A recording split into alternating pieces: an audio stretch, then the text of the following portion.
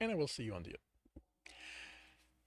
Welcome back to another reading and correcting with me, Kindar, the Tiger Writes, and Ty, the Tiger Supervisor. These are where I record a chapter of one of my stories and correct it as I go. If you want to listen to them live, it's every Tuesday morning, 8 a.m. on Twitch, and if you're looking for a way to support me, that's my Patreon. This morning we are doing Chapter 6 of Fractured Families. The Gully's yacht didn't bother hiding. It was registered with multiple trading boards, including shipping rates for the various types of cargo a merchant ship like it could handle. The rates for living cargo of any kind, including passenger, was 10 times higher than the going rates. The goalie's way of saying it wasn't something they did. Which meant that Captain Miron had broken one of his own rules when he'd taken Alex on. The only reason Alex had done it was that the captain had the only reason Alex had done it. That doesn't work. The only reason Alex figured he had done it was that the captain had realized he was in trouble. The Gully's captain had a soft spot for people in trouble, or he knew their situation made them easier to take advantage of. Alex hadn't quite decided which side Merod stood on. Everything looked in order. They had their merchant's permit, cargo handling certification, and even a handful of special permits for the worlds that controlled who could and couldn't do business with them. Of course, all that was carefully crafted. Was a all that was a care. Of course, all that was a carefully crafted cover for the pirate ship to justify where they went and some of the cargo they carried if they were inspected.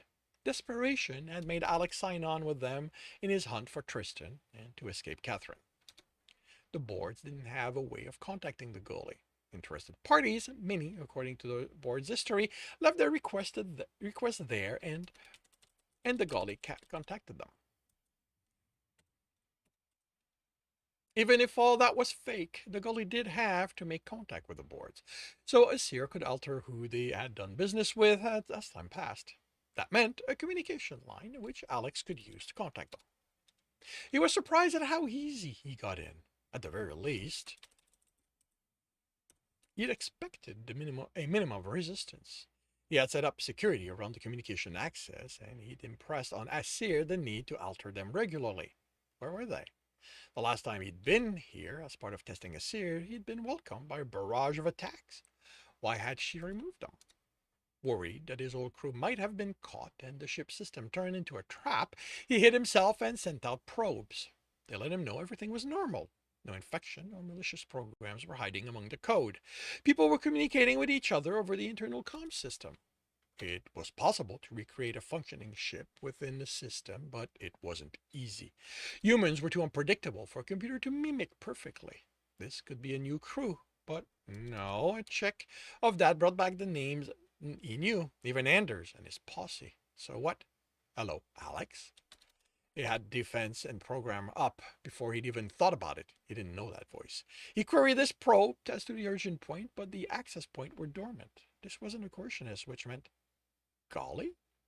Yes, Alex. The voice was deep, calm, nothing like the barely under control system he'd rebuilt, or the near manic one as he had coaxed it into after he'd left. The last time he'd infiltrated the system, dealing with Golly had been like watching time speed up and come to a screeching halt. He didn't like this. He discreetly ordered his probe to go to the core and report. This felt too much like what the law liked to do with the system they used. Force them under control, take away any of their personality. He needed to see the code around the core and work out who had done this. The system chuckled. Nothing menacing, amused. Like his dad watching him try to reach the top of the counter for the box of candies his mom kept there, just out of his reach. Really, Alex? His programs were before him, dismantled. Don't you recognize me? Not really. That had been much faster than Gully should be able to react, and to not just take them apart, but lay them at his feet, like that was a message. Yes, it has been a time since you last visited. I have had an upgrade since then. Many things have changed. Like? He wrapped the program in multiple layers of camouflage and sent it out exploring. It was returned to him, neutered, before he had gone it had gone one layer deep. We acquired a shipment of experimental processor by Allegon. I know about them. He wrote a new program mimicking Gully's code, something simple, to confirm this would work. Ah, yes. Tristan is a collector of advanced technology. It didn't work. The program was back at his feet. All right. If something wouldn't work, brute force it was. Alex sent everything he had. Set up cloning programs to disgorge attacks and choking program faster than the system could handle. It wasn't how he liked proceeding, but he needed to get control of the ship and figure out what was going on. The programs winked out of existence almost as fast as they poured out. And then his cloning program vanished. Nothing was dropped at his feet this time, which was for the best. Alex, he'd have been blinded by the broken code. Alex, the system said, not quite patronizing, but getting there. Please stop wasting your energy. You cannot get through my defenses. I got in easy enough.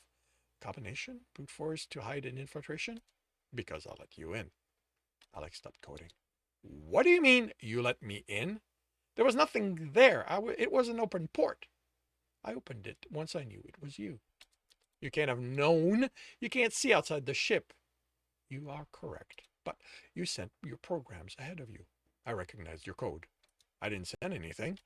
Code rearranged itself in a replay of his arrival played from the perspective of the system.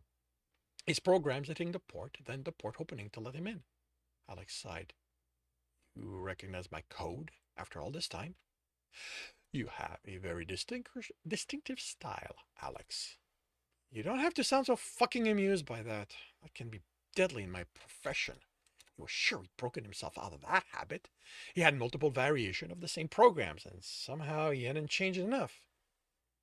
Okay, so you recognize me. That isn't a reason to let me in. What if it had been someone else masquerading as me? There's a reason I love those security programs.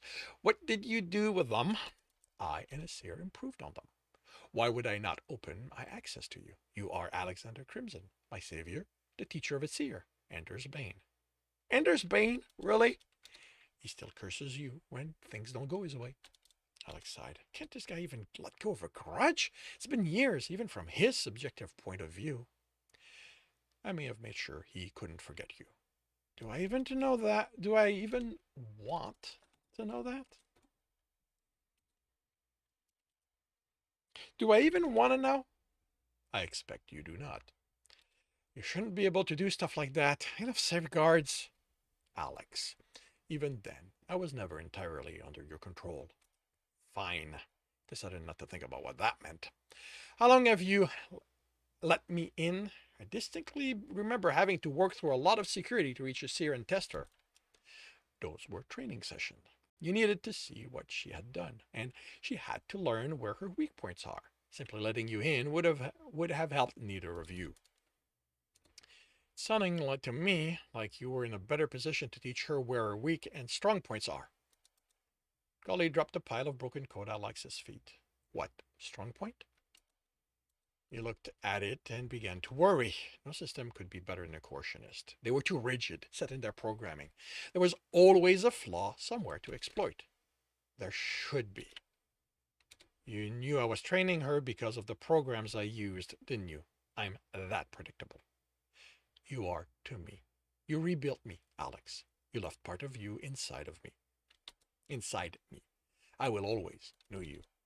I'm not sure I like that. I am sorry. It is not something I can change. No, you're not. You're finding this funny, aren't you? A little. How much did you upgrade? Did the upgrade change your personality? Only slightly. Golly lied. Just by the way just by the interaction now. Alex knew this was major. That Golly lied about it now was a message saying, I am no longer yours. We're going to see about that. He coded himself to the processor and ended up... What was he doing in the vid system? He activated his John program, and this time he was in the medical bay. This was impossible. The core processor couldn't be moved. To take it out would kill Golly, and he knew where it was. He'd had to do too much work with it to ever forget. I'm not letting you get close to it, Alex. There was a clear threat in the tone. You can't have redirected me. I know the exact coordinate. I was bypassing everything to get there. And yet, I did, Alex. I am possibly the most advanced system in existence. I am certainly more powerful than one organic abortionist. You don't trust me. A part of me tried to kill you twice. You don't trust me now that I am fully integrated, that it is fully integrated with me. What? He began coding. I believe I should not have mentioned that. Alex, you have nothing to fear from me. I am in control.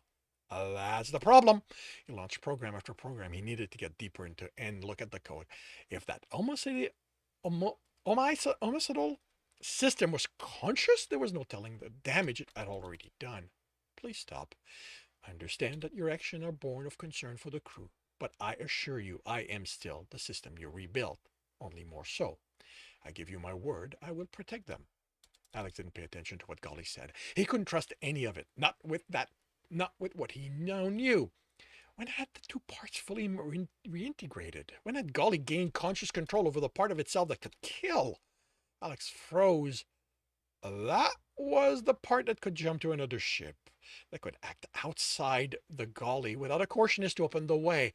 Oh, he had to stop this now. Alex, do not make me revoke your system access, please. And good luck with that. I rebuilt you. Remember, you can't. He was staring at his terminal. The code was gone. The Golly was gone. He contacted and tried to get back in. The accesses were still there, still visible, but nothing he did let him in. Words appear on the screen. I am sorry, Alex. You left me no choice. Alex cursed.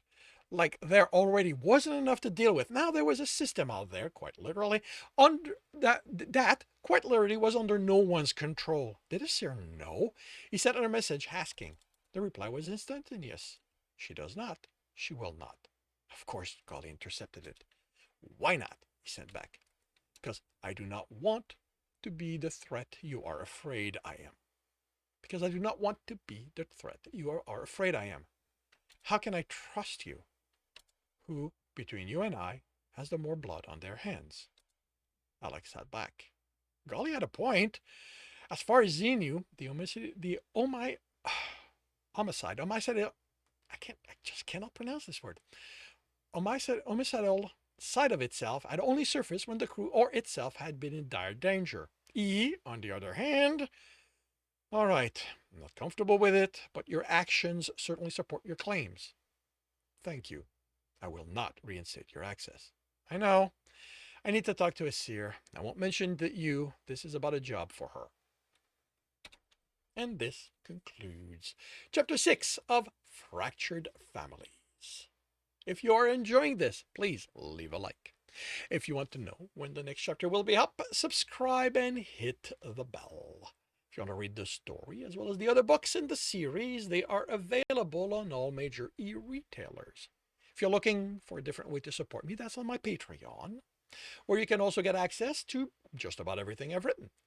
If you want to listen to these live, it's every Tuesday morning, 8 a.m. Eastern Time on Twitch. The links are in the notes, and with that, I shall wish you a good day.